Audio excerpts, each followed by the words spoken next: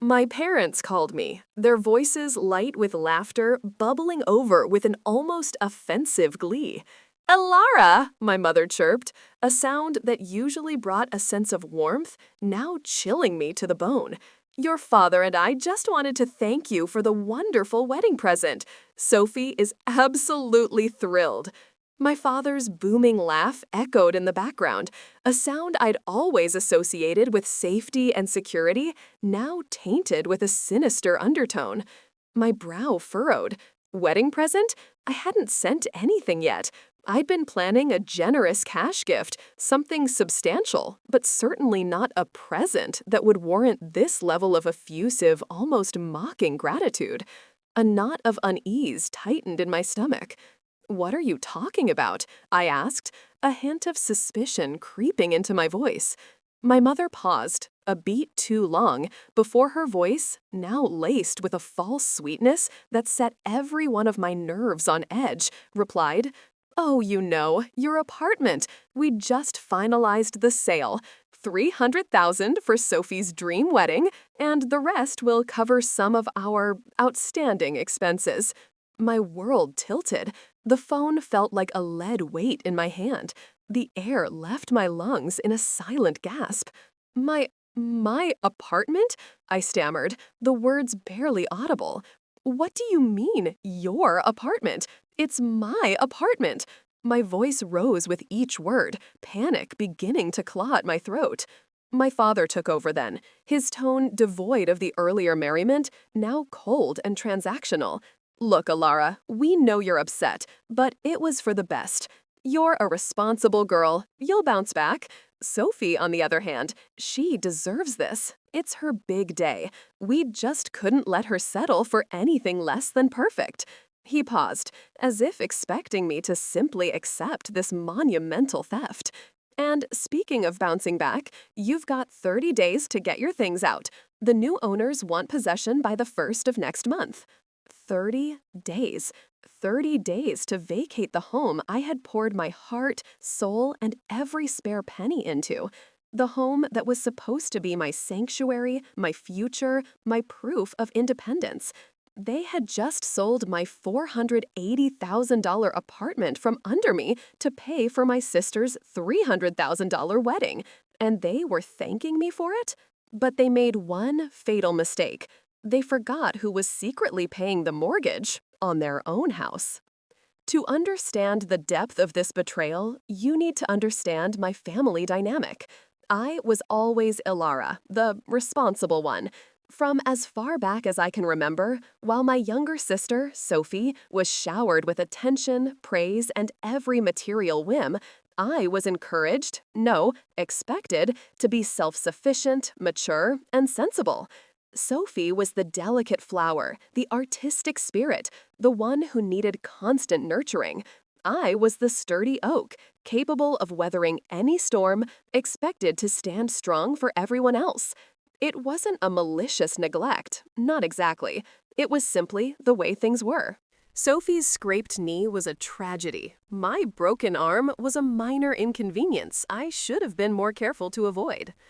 Growing up, Sophie's room was a wonderland of new toys, designer clothes, and whatever fleeting hobby caught her eye. My room was functional, practical, filled with hand-me-downs and books. While Sophie excelled at charming everyone with her effortless grace, I excelled at academics, at part-time jobs, at saving every penny. I learned early that if I wanted something, I had to earn it myself. My parents, while loving in their own way, always had an excuse for Sophie's lack of ambition or financial acumen. "She's just not wired that way, Alara," my mother would sigh, as Sophie blew through another allowance on frivolous trinkets. "She needs us to protect her." This dynamic continued into adulthood. Sophie drifted through college, eventually dropping out to pursue various passion projects that never quite materialized into a career. She lived rent-free at home, her expenses magically covered. Meanwhile, I worked relentlessly. I put myself through university, often working 2 jobs. I graduated with honors, landed a demanding but well-paying job in finance, and started meticulously saving for my future. My goal wasn't just financial independence, it was a sanctuary, a place where I could truly be myself, unburdened by the unspoken expectations and subtle favoritism that had defined my childhood. That sanctuary was my apartment. It wasn't just four walls and a roof. It was a testament to years of sacrifice, late nights, early mornings, and disciplined saving. I'd found it after months of searching, a beautiful, bright space in a desirable part of the city. It was expensive, yes, but I could afford it, thanks to my relentless work ethic and a substantial down payment I'd saved myself. The day I got the keys, I felt a surge of pride unlike anything I'd ever experienced. This was mine. Every piece of furniture, every splash of paint, every carefully chosen book on the shelf, it all reflected me. It was the physical manifestation of my hard-won independence. There was, however, a complication. When I was first looking to buy, my parents, ever the helpful guides, suggested I put the apartment deed in their name. "For tax purposes, dear," my father had said, his voice reassuring, "and it'll make securing a better mortgage rate easier with our credit history. We'll simply hold it in trust for you. It's your asset, of course, just a technicality." Naive, trusting, and eager to please, I had agreed. They were my parents, after all. Who would ever suspect such a monumental betrayal? I paid the down payment. I paid every single mortgage installment, every utility bill, every dime of property tax. The apartment was mine in every sense that mattered, except on paper. That detail, that one fatal flaw in my trust, became the weapon they would use against me. Then there was the other secret, the one that would ultimately be their undoing. Years before, my parents had hit a rough patch financially. My father's business had suffered a downturn, and they were struggling to make their mortgage payments on the family home, the house I grew up in. Being the responsible one, and genuinely wanting to help, I had stepped in. I offered to cover their mortgage for a few months until they got back on their feet. Those few months turned into a year, then 2, then 5. They never asked, but they never stopped accepting. I would discreetly transfer the funds directly from my account to their mortgage lender each month. It was a substantial amount, but I could afford it, and I loved them. I thought I was helping them maintain their dignity, keeping their struggles private. They never acknowledged it directly, but there was an unspoken understanding. It became an expected, silent contribution, a financial lifeline I provided without question. They didn't even know I still did it. They just knew the payments were somehow always made. It was a secret I kept, believing I was protecting them, never imagining it would become the ultimate lever of my revenge. Sophie's engagement announcement was met with typical family fanfare. Her fiancé, a perfectly pleasant but unremarkable man, was quickly overshadowed by the looming spectacle of the wedding itself. Sophie, naturally, envisioned nothing less than a fairy tale, and my parents, in their endless quest to make up for my sister's perceived struggles, read lack of effort, were all too eager to oblige. The budget ballooned. First, it was a modest affair, then a destination wedding, then a celebrity caterer, a bespoke gown that cost more than my annual salary, and a floral arrangement that could fill a small forest. $300,000. The number was thrown around casually, as if it were pocket change. I remember sitting at dinner, listening to them discuss the exorbitant costs, a cold dread settling in my stomach. I offered subtle suggestions about more cost-effective options, only to be dismissed with a wave of my mother's hand. "Oh, Alara, you're always so practical. Sophie deserves this one splurge. It's her special day." And then came that phone call. The laughter, the casual cruelty, the crushing realization that my parents, the people who were supposed to protect and love me unconditionally, had utterly betrayed me. My apartment, my home, my future, gone. Just like that. For a wedding. For Sophie. The injustice was a physical blow. I remember the next few days in a blur of shock and disbelief. I called them back, my voice trembling with a desperate hope that it was all a terrible misunderstanding, a cruel joke. Mom, Dad, please tell me this isn't real. You can't just sell my apartment. My mother's voice was firm, devoid of the earlier warmth. Ilara, we explained. It was in our name. Legally, it's ours. We simply exercised our right as owners. You'll be fine. You're resourceful, my father added. Besides, think of it as an investment in Sophie's happiness. Isn't that worth something? Worth something? It was worth my entire life savings, my security, my trust. It was worth everything. Sophie, when I confronted her, was even worse. She feigned innocence, then indifference, then outright annoyance. Oh, Ilara, stop being so dramatic. It's just an apartment. You can get another one. This is my wedding. You know how much this means to me. Mom and Dad are just helping me out. You're always so self-sufficient. You don't need them like I do. Her words, delivered with a pout and a flick of her perfectly manicured hand, felt like a knife twisting in the wound. The envy, the entitlement, the utter lack of empathy, it was sickening. I spent the first week in a daze, trying to process the magnitude of the betrayal. I called lawyers. Each conversation was a gut punch. Because the deed was in my parents' names, proving my ownership would be an uphill battle, requiring years of litigation, evidence of every single payment, and likely a mountain of legal fees that would dwarf the value of the apartment itself, especially if they claimed it was a gift to them, or that my payments were rent. The legal system, designed to protect, felt like a maze designed to punish me for my trust. I was effectively homeless, with only 30 days to find a new place, pack up my life, and mourn the loss of everything I had worked for. Despair gnawed at me. I stayed with a friend, the shame and anger a constant companion. I cried until my eyes were raw, until there were no more tears left. I felt like a fool, utterly exposed and vulnerable. My parents, my own flesh and blood, had stripped me bare.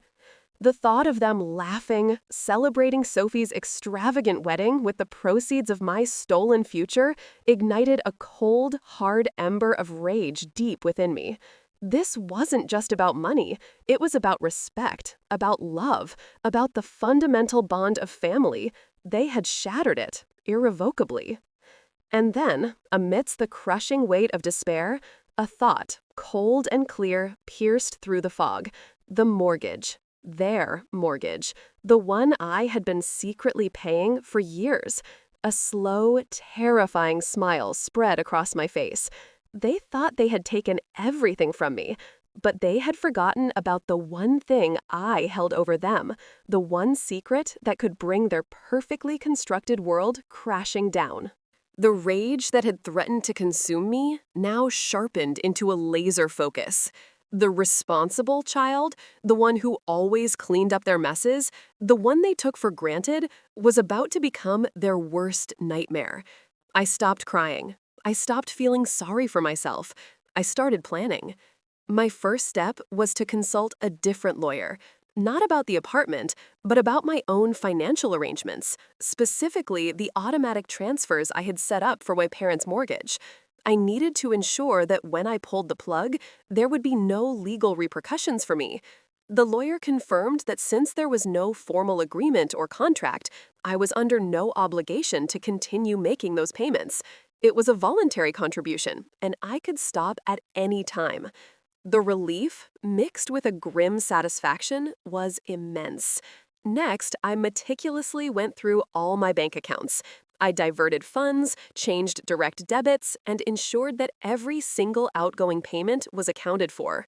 I set up new accounts, making sure that my financial footprint was as clean and untraceable as possible.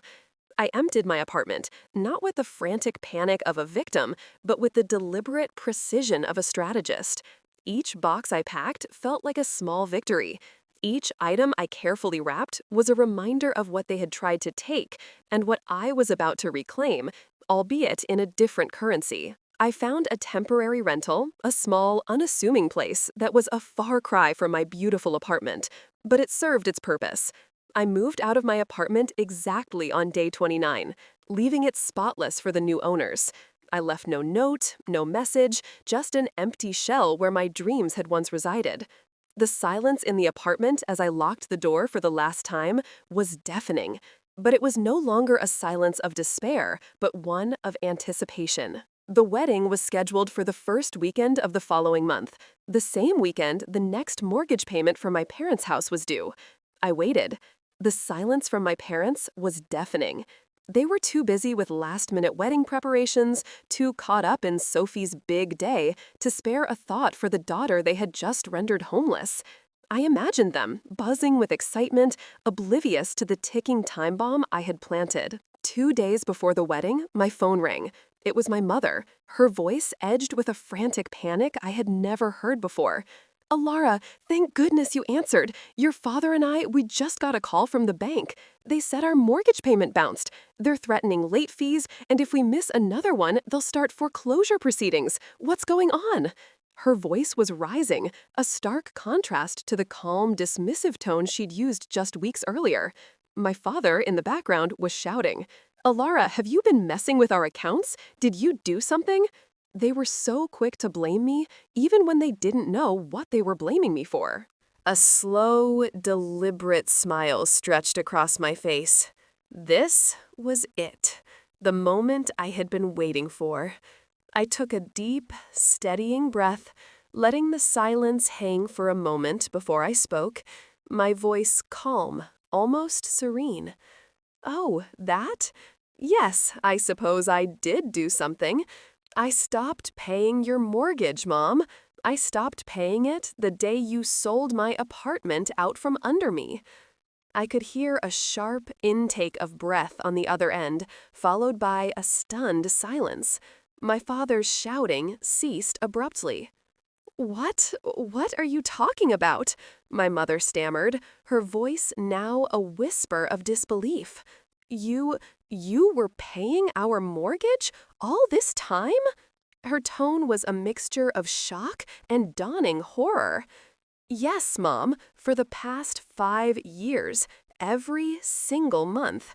While you were struggling, while Sophie was spending your money on every whim, I was quietly ensuring you had a roof over your head. I was the responsible one, remember? The one who always cleaned up your messes?" My voice was devoid of emotion, a cold, hard fact. "But why?" my mother whispered, the question laced with a desperate plea for understanding. "Why would you stop now?" My smile tightened, a bitter, triumphant twist of my lips. "Why, Mom? Because you sold my home. Because you laughed while you told me I had 30 days to get out. Because you thought my future was a fair price for Sophie's dream wedding? You took my $480,000 apartment, so I took your $500,000 house. A house for a wedding? Seems fair, doesn't it?" The phone went silent again, a heavy, suffocating silence. I imagined their faces, pale with shock, the realization of their catastrophic error sinking in. My father's voice, when it finally came, was a guttural growl. You wouldn't dare. We're your parents." "And I was your daughter," I retorted, my voice finally cracking with the raw pain I had suppressed for weeks. "A daughter you just robbed, a daughter you discarded for a lavish party. You taught me to be self-sufficient, Dad. You taught me to protect myself, and that's exactly what I'm doing." I hung up the phone. My hands were trembling, but not from fear, from a profound, unsettling mix of grief and triumph. I knew what would happen next. Without my payments, they wouldn't be able to cover the mortgage. They had already blown all their savings on Sophie's wedding and their outstanding expenses. Their house would go into foreclosure. Sophie's dream wedding, the very thing they had stolen my home to fund, would be utterly derailed.